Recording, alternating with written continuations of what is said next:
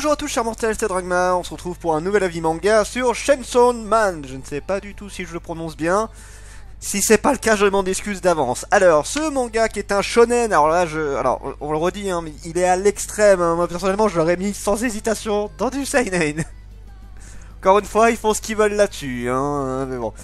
Fantastique action, fait par Fujimoto Tatsuki, auteur qui avait fait Fire Punch. On en reparlera d'ailleurs dans pas longtemps dans la vidéo.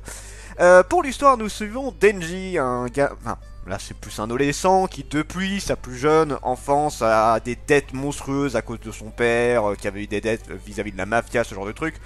Le mec a un petit peu tout fait, il a même vendu des organes, et genre il a vendu un rein, des trucs du genre, il a essayé de faire un petit peu tous les boulots, tous les trucs qu'il pouvait.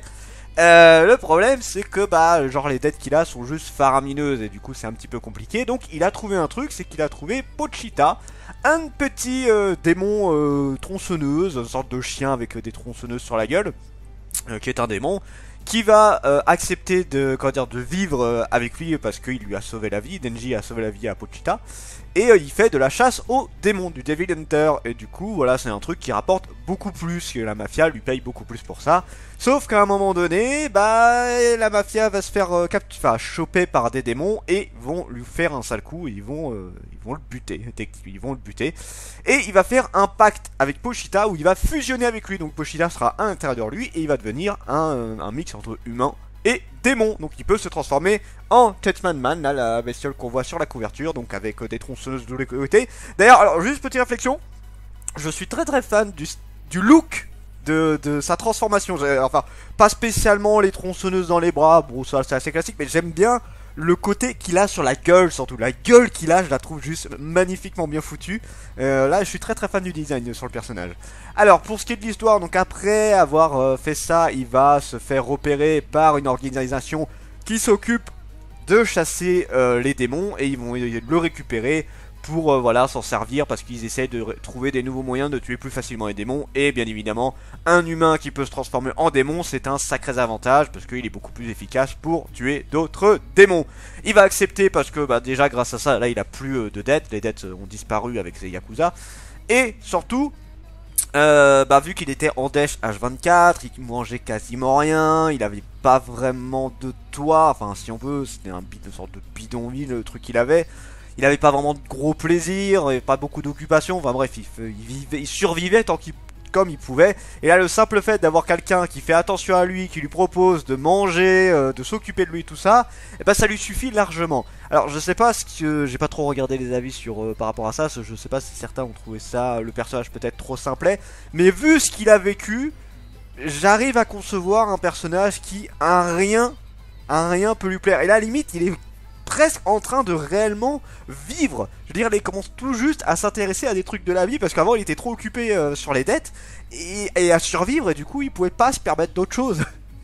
Donc au final, le personnage ne me choque pas plus que ça et c'est plutôt intéressant comment ça s'est foutu. Et voilà, la grosso modo, je vous ai fait l'histoire. Pour mon avis sur le manga, alors le principe du gars qui se transforme en démon et qui se fait capturer par quelqu'un, bon... Oh, c'est pas novateur, il y a eu Jujutsu Kaisen qui est un peu dans ce délire là, pareil il y a Blue Exorcist qui est un peu dans ce délire là, et je pourrais vous donner 50 000 exemples de trucs un petit peu dans ce style là. Le truc qu'il y a là, j'ai l'impression qu'il y a une mode en ce moment avec les démons, ça y est on est passé dans les démons avec genre voilà, tu as fait une fusion avec tel personnage, ce genre de truc. Enfin, là en ce moment on est un peu dans ce délire là, j'ai l'impression. Il y en a quelques-uns. Et du coup voilà, ça parle principalement de ce que je vous ai dit. Et pour ce qui est de mon avis sur le manga, bah c'est pas mauvais. Alors je suis qu'au premier tome, hein, j'attends de voir la suite. Pour l'instant ça va, pour l'instant je suis en mode ouais c'est sympa, j'ai plutôt bien aimé. Je peux faire quelques reproches au manga du genre bah si tu compares à Blue Exorcist, t'as un petit peu le même délire. C'est drôle, hein, c'est extrêmement drôle, sans tout le côté émotionnel. C'est-à-dire que tu ressens pas grand-chose pour le personnage. J'ai à aucun moment... Alors, c'était pas obligé d'avoir des côtés tristes d'un manga, ou que ce soit émouvant, tout ça. Mais pour l'instant, voilà, y a rien. Là, on est vraiment dans du bourrinage, dans du... c'est drôle parce que c'est un peu what the fuck, et des trucs du genre.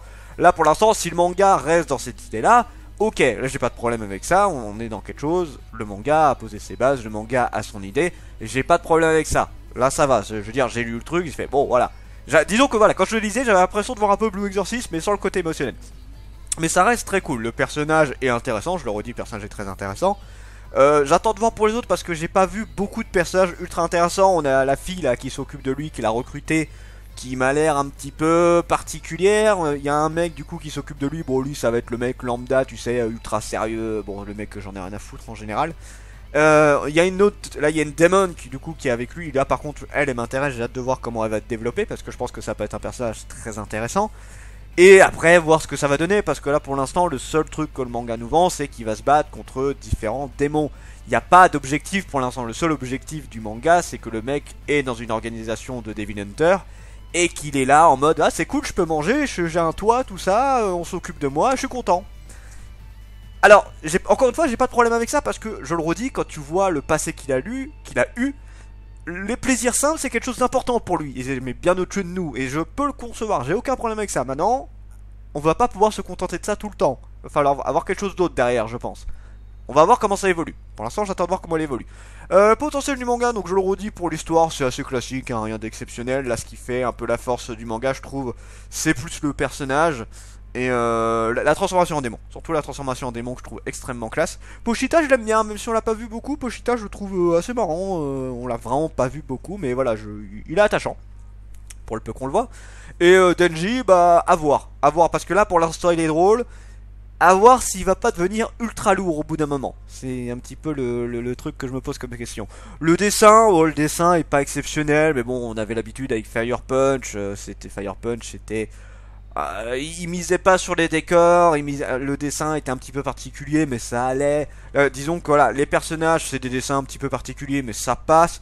Quand ce qu'il y a du bourrinage, alors là c'est par contre c'est magnifique, j'ai rien à dire. C'est super beau quand il y a des scènes de baston, quand il y a des scènes de bourrinage. C'est vachement bien dessiné. Là t'as des l'hémoglobine de tous les côtés, c'est classe. Ça a de la gueule. Là que tu vois la scène, tu fais ah ouais. Ah ouais, là ça a de la gueule. Après pour ce qui est du reste, bah c'est vide, c'est assez vide, il n'y a pas de décor quasiment, c'est très très rare qu'il y ait du décor. Après dans ce manga là, ça me gêne pas trop pour le moment. Je dis bien pour le moment, j'attends de voir quand il y aura des plus grosses batailles, là peut-être que j'en demanderai un peu plus. Pour l'instant le dessin ne me choque pas trop. Les personnages je l'ai déjà dit, Denji il est intéressant, il va falloir qu'il évolue quand même, enfin, pas forcément en plus sérieux tout ça, hein, juste qu'il ait une évolution. Voilà, juste une évolution. Pochita, je sais même pas si on va le revoir. On sait qu'il est là, mais on sait pas si on va le revoir. La fille qu'il a accueillie, j'attends de voir. L'autre qui s'occupe de lui m'intéresse pas. Et la démon, je pense qu'elle peut être très intéressante. Ensuite, jusqu'où le manga peut aller, bah c'est un peu le truc que je vous disais que j'attendais de vous reparler par rapport à Fire Punch. Fire Punch avait une super bonne idée. Une idée qui était géniale. J'adorais l'idée de base de Fire Punch. C'était ultra novateur, je trouve, et ultra bien foutu. Mais le manga c'est de plus en plus perdu. T'as l'impression que l'auteur ne savait plus où il voulait aller. Et honnêtement, personnellement, j'ai de moins en moins adhéré à Fire Punch. Genre je crois que je suis arrivé... j'ai lu presque tout, hein. J'ai lu les 7 tomes, il m'en manque le 8ème que j'ai pas encore lu. Mais bon, j'étais gavé. Plus j'avançais, plus j'étais gavé. Et apparemment la fin n'est pas extra. Donc genre les 4 premiers tomes ça passe et au fur et à mesure ça commence vraiment à battre de l'aile. Tu sens que l'auteur il sait plus trop ce qu'il veut faire, il perd ses idées de base, on perd l'objectif de base. Enfin bon, au bout d'un moment, voilà, le manga devenait... Enfin, pour moi, je le répète encore une fois, le manga m'intéressait de moins en moins. J'étais de plus en plus blasé à lire ce manga, qui avait encore une fois une super bonne idée. J'espère qu'on va pas repartir de cette idée-là, qui va réussir à développer ça, parce que faire un bon premier tome, c'est pas toujours évident, mais c'est faisable. Faire une bonne suite, c'est un autre sujet. Voilà. Et faire une bonne fin, alors là, n'en parlons pas, c'est encore autre chose. Hein. Les mangas ne sont pas réputés pour les bonnes fins en général. Hein. Il y a toujours des trucs où on n'est pas content sur les fins. Il y en a qui arrivent, il y en a qui arrivent pas, il y en a qui arrivent à faire un petit truc où c'est plutôt pas mal. Là, celui-là, je sais pas. Donc voilà, j'attends plus de tomes. Je pense que je me prononcerai un petit peu plus dans les lectures manga quand il y aura le deuxième tome qui va sortir. Deuxième tome qui devrait pas trop tarder de mémoire. Normalement, le prochain tome, il est dans pas trop longtemps. Donc voilà. Voilà, si vous aimez le bourrinage, si vous aimez les démons, si vous aimez le côté what the fuck, c'est sympa, j'ai rien à dire là-dessus. Sur ce, c'était Dragmar, et je vous dis à la prochaine, chers mortels.